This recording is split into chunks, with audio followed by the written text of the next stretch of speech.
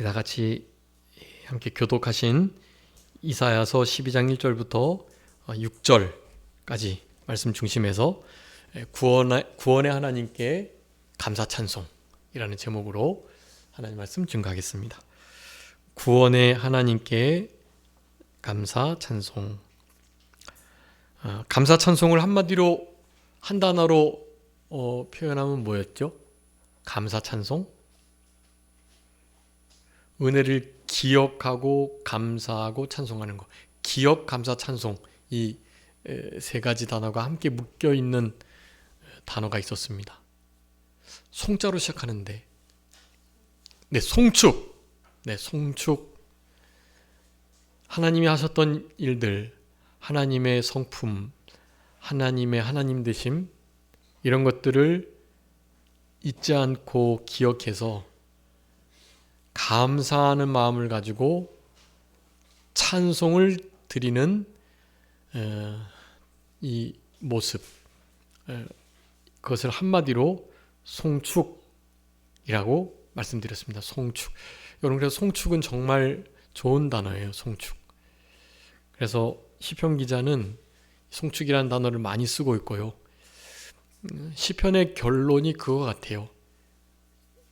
호흡이 있는 자들아, 내 영혼아 여호와를 송축하라. 그겁니다. 최고의 시, 그것은 진짜 시인 되신 우리 주님이 시편을 쓰신 걸 보세요. 아가서, 전도서, 이 지혜서들, 이런 글들을 보세요. 우리가 알고 있는 나름의 아름다운 시들이 각각 계시겠지만, 그런 시 중에 사실 으뜸은 성경에 나오는 이 시편의 시입니다. 노래 중에 노래, 아가. 사랑하고 사랑스러운 나의 어여쁜 자야, 함께 가자. 일어나 함께 가자. 바위 틈 낭떠러지 은밀한 곳, 덮은 우물 봉안샘, 잠근 동산. 여러분, 이런 단어들이 다 이 신적 언어로 기록된 시들이니까요. 우리가 잘 알고 계시는 시편 1편이나 복 있는 사람은, 시편 23편 여호와는 나의 목자시니, 이런 시들은요, 그냥 이렇게 주님이 다시 오실 때, 우리의 인생의 종말을 맞을 때 그냥 우리의 영혼이 되뇌일 수 있는, 우리의 영혼이 울림이 있는 그런 시들이라고 하겠습니다. 창조주 그분을 높이는 언어, 최고의 시인 거죠.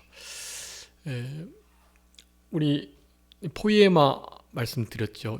우리 그의 걸작품, 아주 유니크한, 독특하고 단 하나밖에 없는 하나님의 작품, 주님이 지으신 것, 마스터피스, 포이에마라고 말씀드렸습니다. 포임, 다 거기서부터 시, 이런 것이 다 나온 거예요. 우리 인생 자체가 사실 하나님이 써내려 가시는 하나의 시들이고요. 이 성경에 기록된 시편의 기록자들은 그 인생을 통한 자기 고백들, 하나님을 향한 시들, 찬양이 그렇게 기록된 것이라고 하겠습니다. 여러분, 우리 안에 여러 가지 시들이 있겠지만, 그 아름다운 시들 중에 우리 시편과 같은, 그리고 이제 이사야 같은 선지서에도 하나님을 노래하는 이런 시적인 표현이 담긴 노래들이 많아요. 그 중에 이 이사야서 12장은요, 개인적으로는 제가 제일 좋아하는 이사야의 말씀 가운데 한 장이고요. 우리 이사야서 12장은 정말 이렇게 6절 아주 짧으니까요. 우리 시편 23편이나 시편 1편을 이렇게 시편 16편 같은 거 암송하듯, 우리 이사야서 12장 말씀도 우리의 영혼에 정말 울림이 있고 또 신앙적인 고백이 되는 아주 좋은 이 선지자의 노래라고 할 수가 있겠습니다. 여러분, 이런 노래를 깨어서 일어나 부활을 노래하면서 이런 노래들로 우리 하나님을 높이는 일이 필요하겠습니다. 네, 결국 이사야 12장도 정말로 멋진 한 편의 시와 같은데요. 그렇게 시작합니다. 12장 1절에서 내가 주께 감사하겠다. 그리고 노래가 되시는 그분을 높다 하겠다. 그리고 마지막에 여호와를 높이 부르라. 네, 찬송할 것이 그것이다.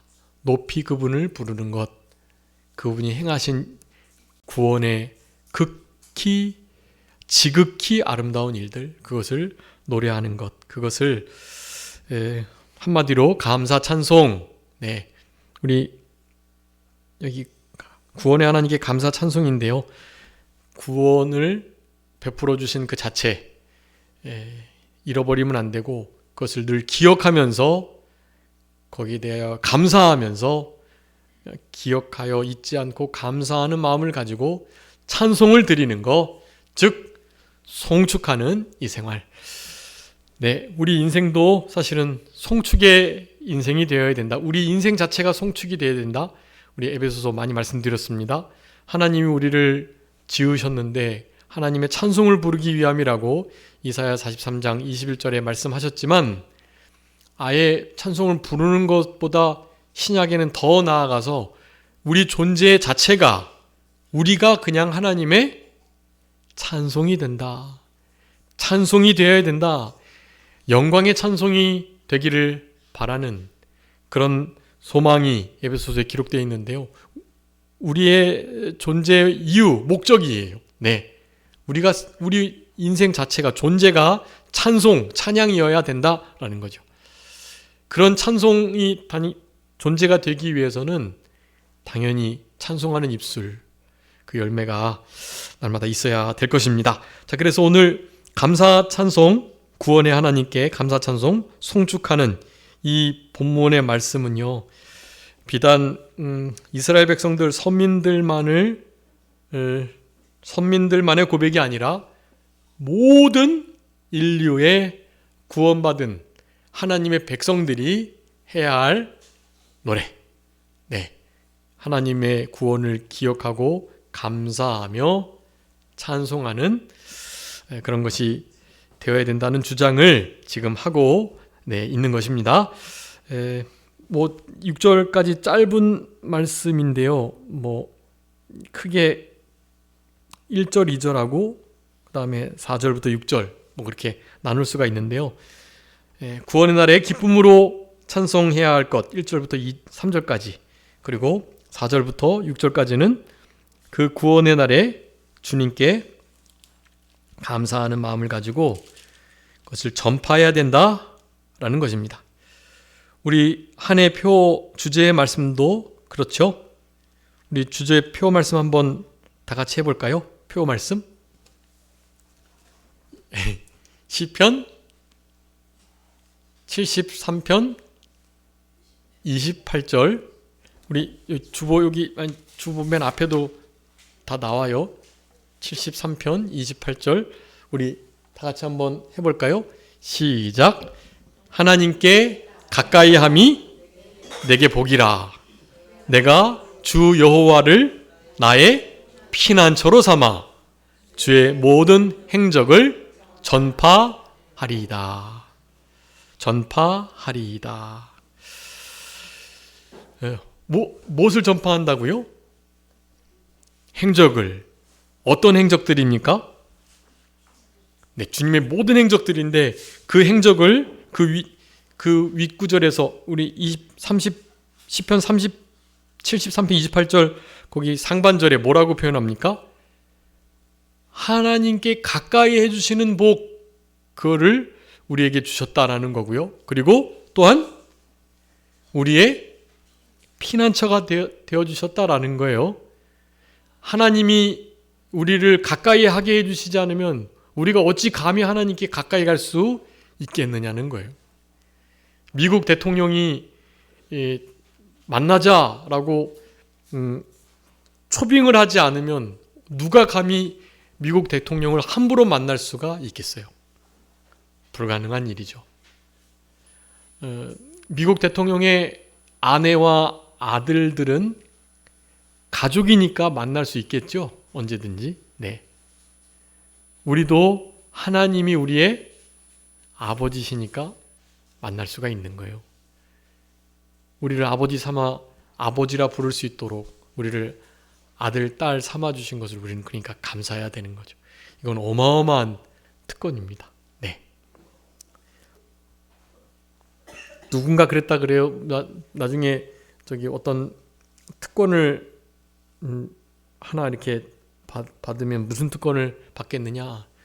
자기는 미국 시민권자가 돼가지고 미국이라는 강대국의 어떤 권세를 좀 누리고 싶다는 거죠. 네. 그래서 아메리칸 드림을 가지고 아메리카 대륙으로 간 사람들도 많고요. 네, 우리나라 사람들 중에도. 네. 그래서 다들 드림 컴 트루라고 하죠. 그런 꿈들이 이루어져서 지금 2, 3세대들은 나름의 좀 혜택을 누리면서 살아가기도 하죠. 우리나라의 그 1.5세부터 시작해서 2, 3세가 참 그렇게 뛰어나다고 그래요. 이스라엘 사람들이 뛰어난 것처럼. 네. 그리고 또 우리는 나름 또 단합도 어느 부분에 대해서는 잘 하고요. 그러니까 우리나라를 사실 노리는 그 나라들이 많은 것 같아요. 우리나라를. 네. 그 중에서도 가장 탁월한 것은 범사의 종교성이 많아서 그 이른 시간에 새벽 3시, 4시에 꼭 정한수를 떠놓고 어떻게 해요? 비나이다. 이렇게 그냥 이런 것이 다 새벽 기도의 근간이 된 겁니다. 그런 분들이 그 신적 대상만 바꿔가지고 옛날에는 나무, 그 다음에 달, 해 보고 빌었는데 이제는 하나님을 향해서 비는 거죠. 이 비는 태도와 정성이 따라올 사람이 없는 거죠. 네. 그런 우리들이기에 마지막 때 하나님께서 우리 나라를 이렇게 사용하실 것 같고, 우리 성도님들께서 알고 계시는 것처럼 여러 그건 믿을 바는 아니지만 그냥 이렇게 어떤 세계사적 흐름인 거예요. 통계학적 흐름인 거죠. 결국에는 어떤 큰 흐름의 그 물결이 우리나라 대한민국에 이르러서 정점에 이렇게 꽂힌다는 그런 예언들이 많습니다. 미국 국방성 슈퍼컴퓨터의 예측도 그렇다 그러고요. 뭐 유명한 예언하는 사람들 있잖아요. 그런 이들이 실제로 우리 나라를 마지막 2030년 하여간 그 전후로 우리나라가 하여간 세계적인 어떤 두각을 나타낼 것이라는, 네. 우리나라가 공산주의에 잡혀 먹히지만 않는다면, 그렇다면 아주 가능성이 많은. 그런데 지금 제가 판단할 때 그런 예언들이 맞을 것 같진 않고요. 그래서 그 이유는 우리나라의 교회의 타락상과 목회자들의 이 정신 상태, 그리고 모든 지도자들의 어떤 말들이나 행동들을 볼 때 결코 이렇게 현재 이 자유 대한민국이 지속될 것 같지 않은 그런 위기 상황이기 때문에 좀 죄송한 말씀이 있긴 하지만 아무래도 이 마지막 때를 진짜 준비해야 된다. 하나님의 준엄하신 진노의 심판을 피하기가 좀 어렵지 않나, 그런 생각을 좀 심각하게 해보게 됩니다. 그런 것만 하나님이 이번에 불쌍히 여기셔서 좀 어떻게든지 피하게 해주신다면, 그렇다면 마지막 때에 땅끝까지 이르러 복음을 전해야 되기 때문에 그런 정신은 새벽 기도를 하고 실제로 주님이 죽으라면 죽는 순교의 마음을 가지고 있는 우리 대한민국의 선교사들, 그런 이들만이 그런 일을 감당할 수 있지 않을까, 그런 생각을 해보게 되는 거죠. 그럼 마지막 때의 큰 부흥의 물결이 우리 지난 시간 우리 이사야서 11장 19절이었었죠. 지난주 요절이었는데 11장 9절이었죠. 물이 바다를 덮음과 같이 여호와를 아는 지식이 세상에 충만하게 된다. 이 세상 충만하게 된 이 파도의 물결을 우리 대한민국이 선교왕국의 그걸 감당하면서 해낼 수밖에 없고, 그럴 만한 경제적인 어떤 위치나 그런 게 우리나라만큼 지금 그래도 좀 이렇게 괜찮은 나라가 없어요. 아시는 것처럼 미국 여권보다 우리나라 여권이 무비자로 입국할 곳이 더 많다 그래요. 그래서 우리나라 여권을 그렇게 위조하려고 한답니다. 도둑 맞고 도둑질하고요. 여러분, 우리 SKT 사건도 그렇고 그 KS인가요? KS 무슨 사업팀이 있었잖아요. 하여간 우리나라의 여권부터 해서 주민등록증, 심지어 지문 프린팅, 모든 게 다 털렸대요. 지금 SKT 사건 유심 그것보다 훨씬 더 큰 문제입니다. 지금 22기가가 털렸대요. 정보들 22기가면 그건 어마어마한 겁니다. 그런 것이 이제 지금 그 다크웹 사이트라는 이제 비밀 거래가 되는 일반 www. 거기는 안 나오는 거예요. 다크웹. 우리 보통인들은 못 들어가는 그런 웹에서 지금 15,000불에 22기가 우리나라의 정보들이 팔리고 있답니다. 거기에 여권 정보가 있어요. 여권 정보 그걸로 여러분 실제로 어떻게 쓰임을 당할지 몰라요. 그리고 유심을 바꾸시면 안 된다 하더라고요. 그 유심을 SKT에서 지금 여기 우리 성도님들 중에 SKT 쓰시는 분 계신가요? SKT 유심 공짜로 지금 바꿔준다 하더라고요. 근데 바꾸면 안 되는 것이 그 유심을 만드는 그 업체가요. 그게 중국 기업이에요. 중국은 무조건 심지어는 커피포트나 무슨 청소기에도 흔히 말하는 그 백도어 시스템이 있어요. 정보를 마음만 먹으면 그것을 제작한 곳에서 정보를 다 빼낼 수가 있는 거예요. 이를테면 청소기가 요즘에 다 적외선 그리고 카메라 다 달려있기 때문에 그거 보고 다 먼지 닦고 막 그러는 건데요. 그런 자료들 그러니까 어느 집에 청소기가 돌아가면서 다 비추잖아요. 모든 비추는 것까지도 다 이렇게 취할 수 있는, 예전에 홈 CCTV 임의로 조정해가지고 이렇게 해커들이 조절해서 사람들 다 쳐다보고 그랬다잖아요. 그런 일들을 너무나 손쉽게 할 수 있는 시스템이 다 구축이 돼 있습니다. 여러분, 할 수만 있는 대로 그런 것 안 쓰시는 게 좋을 것 같고요. 근데 어쨌든 현재 유심 그것을 교체한 것으로 우리의 정보가 보호되는 것이 아니다라는 것을 여러분 좀 아셔야 돼요.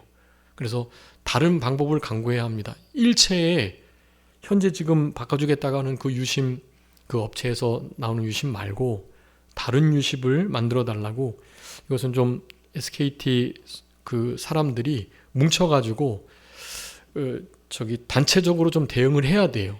SKT에 대해서 이거 아주 심각한 상황이고, 이런 공격들이 이제는 앞으로 더 심해질 겁니다, 여러분.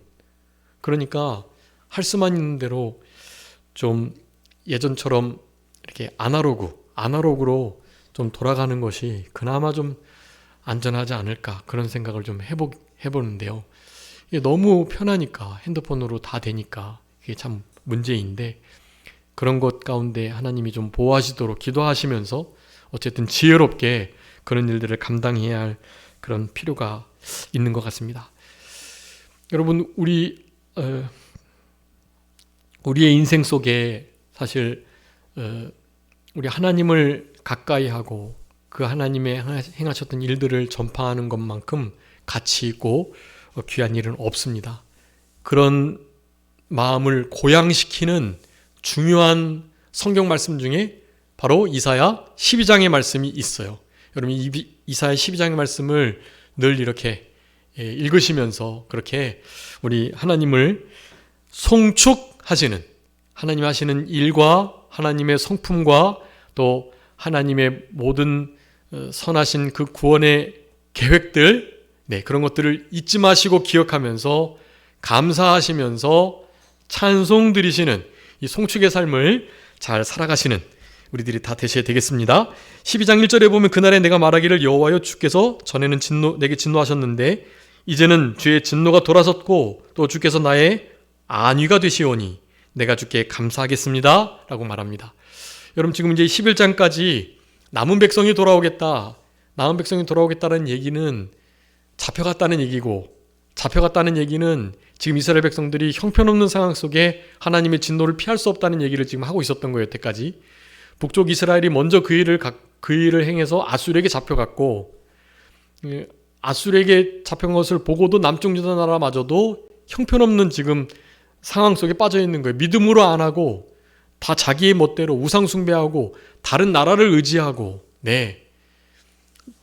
요 시기 바로 전에 북쪽 이스라엘이 아직 아수르에게 완전히 잡혀있지 않았을 때 아수르 아람 나라하고 이 북쪽 이스라엘이 남쪽 유다를 막 침공하면서 유다 나라는 북쪽 이스라엘은 남쪽 유다를 시기하고 질투하고 서로 막 싸우는 일이 계속 된 거예요. 여러분 아시는 것처럼 형제들이 싸우는 거 부모님이 제일 가슴 아파하시잖아요. 그거 얼마나 가슴 아픈 일이잖아요. 형제들이 싸우는 일은 그거는 정말 부모님 앞에 못할 일입니다. 그거는 남쪽 유다 북쪽 이스라엘이 그렇게 싸우는 거예요. 그러니까 하나님이 한 녀석을 칠 수밖에 없는 거죠. 어쨌든 북쪽 이스라엘이 거기가 첫째 이제 원래는 이제 에브라임 족속인데 에브라임은 누구 몫을 받은 거죠? 에브라임과 므낫세가 누구의 몫을요? 요셉의 몫을 받은 거잖아요. 요셉은 물론 이제 막내 10번째 11번째죠. 11번째 아들이지만 어쨌든 이렇게 영적으로는 장자이기도 하고요. 그리고 나머지 유다 나라가 이제 르시레 유다가 넷째인데 유다 나라 빼고 막내 베냐민 넷째와 12번째 아들이 우리 남쪽 유다를 이루고 있기 때문에 위쪽 북쪽 이스라엘이 어쨌든 장자 쪽이라고요. 실제적인 영적인 장자의 명분을 감당한 건 유다 나라이지만 요셉 대신에 에브라임과 므낫세가 르벤 대신해서 장자 역할을 감당했던 지파이기 때문에 장자 지파라고 할 수 있는 거예요. 장자 지파를 하나님 먼저 치신 거죠. 그런데도 그걸 못 알아듣고 하나님 앞에 더 막 어긋난 길을 가는 거예요. 이 구원의 하나님의 은혜를 망각한 채 하나님께서 그 두 나라를 남쪽 유다 북쪽 이스라엘을 치실 수밖에 없는 상황이었던 겁니다. 그래서 결국에는 아수르를 의지했던 우리 남쪽 유다 나라마저도 결국에는 북쪽 이스라엘을 침공하고 북쪽 이스라엘을 잡아서 포로 잡아간 것처럼 남쪽 유다 나라마저도 아수르가 그렇게 공격을 하고 있는 바로 그런 때에 하나님께서 하나님의 몽둥이로 사용한 그 몽둥이 막대기가 도끼가 그 도끼 자루, 톱자루, 몽둥이, 막대기를 잡은 그 사람을 움직이려고 하니 하나님께서 가만히 계실 수 없기 때문에 아수르 나라를 치시겠다라고 하셨던 거예요. 아수르를 치시고 대신에 바벨론이 일어나가지고 바벨론이 결국 남쪽 유다 나라를 그렇게 포로 잡았던 그런 일들이 지금 이제 아직은 일어나지 않았지만 그 일들이 당연히 있을 것, 그렇지만 그 가운데 남은 자가 돌아오게 될 것이라는 것을 우리 11장에서 말씀하면서 이 12장의 말씀을 잠깐 사파와 같이 끼워 넣고 이제 13장부터는 20장 후반까지 남쪽 유다 북쪽 이스라엘을 향한 말씀뿐만이 아니라 열방을 향할 말씀으로 하나님의 진노를 그렇게 옮기는 그런 말씀들을 이제 쭉 해나가고 계시는 거예요. 그 중에 요 12장 말씀이 싹 끼어 들어와 있는 것입니다. 하나님께서 이스라엘 백성들을 사랑해 주시고 그리고 끝까지 보호해 주시고 우리 지난 시간에는 큰 길 남아있는 백성 시온의 대로를 열어주시겠다고 하셨잖아요. 그런 말씀의 일환으로 하나님의 진노를 돌이키셔가지고 회복하시는 역사를 해주시겠다는 그것을 찬송해야 한다는 말씀을 하고 계시는 것입니다. 그날이 그런 의미예요. 그날 하나님께서 진노를 돌이키시는 날, 이스라엘 백성들이 나름의 회개를 하고 하나님께로 남은 자가 돌아오게 되는 그런 날, 그런 모든 날을 가리키는 거고 영적으로는 하나님의 심판하시는 날을 가리킵니다.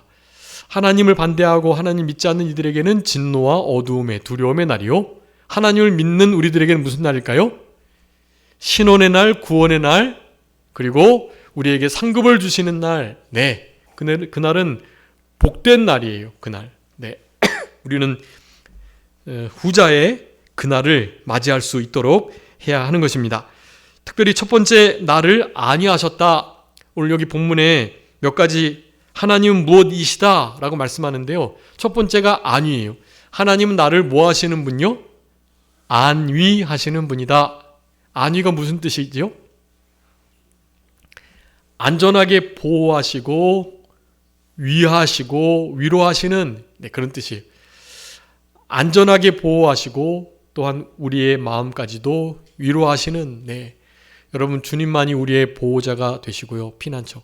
우리 시편 한 해 표 말씀 하나님은 하나님이 누구시다? 우리의 피난처로 삼아. 하나님을 피난처 삼으셔야지 다른 거 피난처 삼으시면 안 됩니다. 하나님만이 우리의 안위자, 우리를 안전하게 보호하시는 분이요 위로자가 되시는 겁니다. 우리의 안녕을 유일하게 유지하실 수 있는 분이 하나님이세요. 우리의 나라 국방, 군대, 군인이 또 민중의 지팡이라고 말하는 경찰이 우리의 치안을 안위하는 것이 아닙니다. 도리어 그들은 이제 국가 세력들에 의해서 우리를 이제 이렇게 우리의 자유를 빼앗는 그런 도구로 사용될 것이에요. 그런 이들이 우리의 안위를 보장해 주는 것이 아니다. 우리의 유일한 피난처, 우리의 안위자는 누구시다?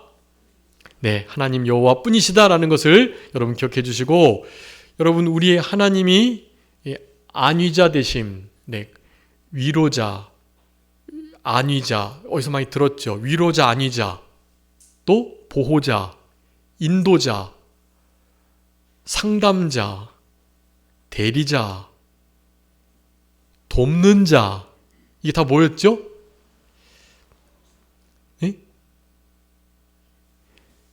위로자, 안위자, 보호자, 상담자, 대언자, 조력자, 이게 뭐였었죠? 보혜사. 보혜사가 그 뜻이에요. 위로자, 안위자, 보호자, 인도자, 안내자, 대신 싸워주는 대리자, 대언자, 변호자, 그리고 안위자. 여러분, 보혜사는 누구세요? 성령님. 성령님 오시기 전에는요, 우리 예수님. 우리 예수님이 내가 너희들의 보혜사다 그랬잖아요. 그래서 성령님은 어떤 보혜사? 또 다른 보혜사. 두 번째 보혜사예요. 첫 번째 보혜사는 우리 주님이시죠. 우리 이사야 11장에서도 메시아 예수 그리스도를 언급했지만 이 메시아의 나라 왕국이 이루어지는 이 일은 이미 여태부터 다 중복 예언된 거예요. 하나님 우리의 안위자 되신다. 안위자로서 보혜사로서 우리 주님이 오실 거라는 거예요. 메시아로. 우리 예수님이 첫 번째 보혜사, 그리고 내가 간다 해도 너희들 걱정하지 마라. 영원토록 나는 너와 함께 있을 건데, 바로 또 다른 보혜사, 아버지께서 나로 말미암아 너에게 보내실 성령, 그가 우리를 진리 가운데로 인도할 것이고 그가 내가 한 말을 생각나고 가리키겠다. 그렇게 말씀하셨잖아요. 보혜사입니다. 여러분, 안위자는 우리 보혜사 성령님 뿐이세요. 그러니까 자녀들이 멀리 떨어져 계신다고 너무 걱정하지 마세요. 우리가 그네들 언제까지 따라다니면서 보호해 줄 수 없고, 누가 보호해 주시니까요? 보혜사 성령님이 보호해 주시고 안위해 주실 거니까 걱정하지 마시고 하나님께 다 맡기세요. 하나님께서 자녀들을 그렇게 잘 보호해 주시면서 피난처 되어 주시고 하나님이 진리 가운데로 잘 인도해 주실 겁니다. 자녀들을 하나님께 맡기는 게 중요해요. 그래서 보혜사 성령님께 맡기시는 우리들이 되어야 되겠고, 두 번째는 2절에 나오는데 보라 하나님은 나의 구원이시다. 두 번째, 하나님은 나의 구원자. 네, 첫 번째는 안위자, 두 번째는 구원자 되신다. 세 번째는요, 내가 신뢰하고 두려움이 없으리니 주여와 나의 힘이 되신다. 네, 여러분 이런 것들은 실제로 좀 이렇게 기억해 주시는 게 좋아요. 안위자, 구원자, 그리고 힘, 나의 힘이 되시고 또 노래가 되시고, 결국 이런 모든 것들이 진짜 나의 구원이시다라고 말하는 것입니다. 여러분, 우리 하나님이 나의 구원이 되시는데 두려움이 없는데 어떻게 할 때 두려움이 없다고요? 어떻게 하니까요? 네, 신뢰하고. 이사야 26장에서 말씀합니다. 우리 지난해 평강 말씀할 때 했는데, 심지가 견고한 자를 평강으로 지키시겠다. 그가 나를 신뢰하기 때문이다. 네, 여러분, 그분을 의뢰하고 신뢰할 때 평강으로 지켜주시고 그 평강 속에는 두려움이 없는 거예요. 여러분, 두려움은 하나님을 두려워하지 않는 것만큼 생기게 돼 있어요. 즉, 하나님을 100% 두려워하시면 두려울 것이 하나도 없는 거예요.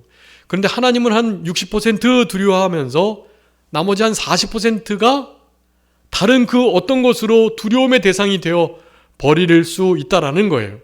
그러니 두려움이 들어왔다라는 것은 내가 하나님을 100% 두려워하고 신뢰하고 있지 않구나라고 생각하시면서 하나님을 나의 힘, 나의 안위자, 나의 도움, 나의 피난처 삼으시도록 하나님께 그렇게 기도를 드리시면 하나님이 그리 해주십니다. 하나님이 우리에게 주신 마음은 어떤 마음이에요? 두려워하는 마음이 아니라 무슨 마음요? 사랑과 능력과 근신하는 마음. 개역성엔 근신이라고 되어 있는데 개역개정에는 절제하는 마음, 그렇게 되어 있어요. 사랑과 능력과 근신하는 마음이, 절제하는 마음이 하나님이 우리에게 주신 마음이지, 두려워하는 마음은 절대로 하나님께로 온 게 아니에요. 그러니까 여러분, 어떠한 두려움도 가지시면 안 돼요. 유일하게 가져야 될 두려움 뭐라 그랬죠? 죄 지을까봐 두려워 삼가 조심하는 건 필요해요. 네, 그것 빼고는 오로지 하나님만을 두려워하시는 거예요. 그래야만 실제로 우리에게 주는 두려움을 이겨낼 수 있습니다. 마지막 때는 여러분 정말 두려워할 수밖에 없는 때가 되는데요. 여러분, 이런 말씀들을 붙드셔야 합니다. 내가 여호와를 의뢰하니 두려움이 없으리라. 여호와를 의지하고 여호와를 두려워하는 것만큼 두려움이 없어진다. 하나님이 우리에게 두려운 마음 주신 적이 없다. 사랑, 능력, 근신하는, 절제하는 마음 주셨을 뿐이지 두려워하는 마음 주신 적이 없다라는 것을 가지고, 두려운 마음, 그건 내 마음 아니다, 마음을 인정하지 마시고 받아들이시면 안 돼요. 두려워하는 것을 떨쳐 버리셔야 돼요. 그걸 버리셔야 될 거예요. 두려움은 결코 두려움에 휩싸이시도록 하면 안 됩니다. 그러면서 3절에 말씀합니다. 그러므로 내가 기쁨으로 구원의 우물들에서 물을 깃겠다, 그렇게 말해요. 이 말씀이 우리에게 정말 힘이 됩니다. 여러분 우물에서 물 깃는 거 많이 해보셨겠지만 힘들어요. 그 도르래가 있어도 힘들어요. 그거는 귀찮은 일이기도 하고. 그렇지만 구원의 우물물에서 물을, 그 구원의 영생의 물을 늘 깃는 생활을 하셔야 하는 겁니다. 힘드셔도 또 귀찮아도 하시는 거예요. 여러분 이 말씀을 하고 마쳐야 되겠는데, 우리 이사야 뒤에 55장에서도 목마른 자들 값없이 나와서 포도주와 젖을 사라고 물을 마셔라. 갈급한 자, 갈급한 심령을 느껴야죠. 자기가 갈급한지도 모르고 있으면 안 되죠. 마라톤 선수들, 특별히 사막 마라톤 선수들은 그렇게 사막에서 마라톤을 하면 물을 먹어야 되는데 목이 안 마른대요. 그래서 목이 안 마르면 물을 안 먹어도 되는 게 아니라 무조건 물을 먹어야 된다고 그래요. 나는 목이 안 마르는데도 언제 내가 몸에서 탈수가 돼가지고 그냥 쓰러질 수 있다 그래요. 그래서 35분, 40분마다 물을 조금씩이라도 마시도록 항상 타이머를 맞춰놓고 무조건 달리는 게 아니라 띡띡띡띡 울리면 달려가면서 물을 반드시 목 안 말라도 마셔야 된다고 그러더라고요. 여러분 목마른 갈증이 있는 것 자체가 좋은 겁니다. 그래서 내 삶 속에 주님을 향한 갈급함, 갈증이 있도록 사슴이 시냇물을 찾듯이 갈급함이 있도록 하시는 것이 아주 중요해요. 그런 생활을 계속해 나가는 방법 중에 이 구원의 우물물에서 물을 계속 깃는 생활을 하는 겁니다. 그 깃는 생활이 무엇인지 여러 말씀이 있지만 여러분 요한복음 옆에다가 구원의 우물들에서 그 물의 옆에다가 좀 써주세요. 요한복음 4장 14절 무엇입니까?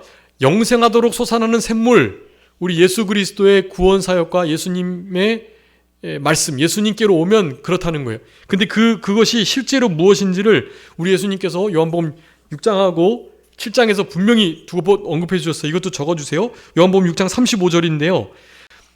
생명의 떡을 먹는 자, 우리 예수님이 생명의 떡인데 나에게 오는 자는 줄이지 않겠다. 그리고 내가 생명의 떡인 줄을 믿는 자는 영원토록 목마르지 않겠다라고 말씀했어요. 여러분 우리 예수님이 생명의 떡이고 생명의 떡이신 예수님 또 피, 예수님이 흘리신 피, 예수님의 살과 피, 떡과 포도주를 마시는 살과 피를 먹는 생활, 여러분 그것이 목마르지 않고 줄이지 않는 생활이라는 거예요. 많이 말씀드렸습니다. 살과 피를 먹고 마시는 거, 그것을 우리 7장에서 이렇게 말씀해요. 7장 37절부터 39절의 말씀 보면 목마르거든 내게 와서 마셔라 라고 말씀하면서 배에서 생수의 생명수 강이 같은 생명수의 역사, 물이 배에서부터 흐르겠다라고. 여러분 그 물은 무엇을 가리킨다고요? 성령을 가리킴이라. 네, 여러분 성령 충만한 생활, 성령의 말씀에 조명받고 성령의 말씀에 우리의 양심이 점검되는 그런 삶을 살아내라는 거예요. 여러분 그런 삶이 성령 충만한, 성령을 의지하는 이런 삶이요, 결국 우물들에서 물을 깃는 것이다. 구원을 이루어가는 거고, 그렇게 해서 우리의 영적 갈증이 해소가 되고 하나님 앞에 송축하는 삶이 가능해지는 것이다 라고 할 수가 있겠습니다. 여러분 한 주간 생활하시면서 두려움 없이 주님을 안위자, 구원자, 힘과 노래 삼으시고 우리 주님과 함께 이렇게 성령의 역사를 따라서 목마르지 않는 정말 생명수 강이 흘러 넘치는, 우리 옆에 누군가가 있으면 실제로 해갈이 되는 그런 은혜의 역사 속에서 늘 구원의 열매가 맺혀나가는 그런 우리들이 다 되었으면 좋겠습니다. 자, 기도하겠습니다. 살아계신 우리 아버지 하나님, 은혜와 사랑을 진심으로 감사합니다. 구원의 우물들에서 기쁨으로 물을 깃는 우리들의 남은 생애가 되게 해주시기를 간절히 바라옵고, 여호와께서 나의 구원이요 안위자가 되시며 또한 힘이 되시고 노래가 되시고 나의 빛이고 생명의 근원이 되시고 환난 날에 만날 큰 도움이 되시고 우리의 피난처가 되어주시겠다 약속하셨사오니, 날마다 이 주님과 함께 동행하며 우리 주님이 기뻐하시는 복된 인생길을 잘 주님과 함께 걸어갈 수 있도록 아버지 하나님께서 은혜 베풀어 주시기를 간절히 바라옵고, 이와 같이 더 좋은 소망을 가지고 우리 주님과 늘 가까이 하기를 바라는 이 구원의 우물들에서 감사와 감격이 기쁨으로 늘 넘쳐나는 그런 우리의 삶이 되게 하여 주옵소서. 상황이 너무나 힘들고 어렵지만 모든 것들을 이와 같은 믿음으로 이겨나갈 수 있도록 주님 힘주시기를 간절히 바라옵고, 돌아가는 발걸음 같이 하여 주시며 남은 모든 주의 날도 주님과 함께 생활할 수 있도록 주님 은혜 베풀어 주옵소서. 모든 것 주님께 맡기옵고 살아계신 예수 그리스도의 이름으로 기도 올리옵나이다. 아멘.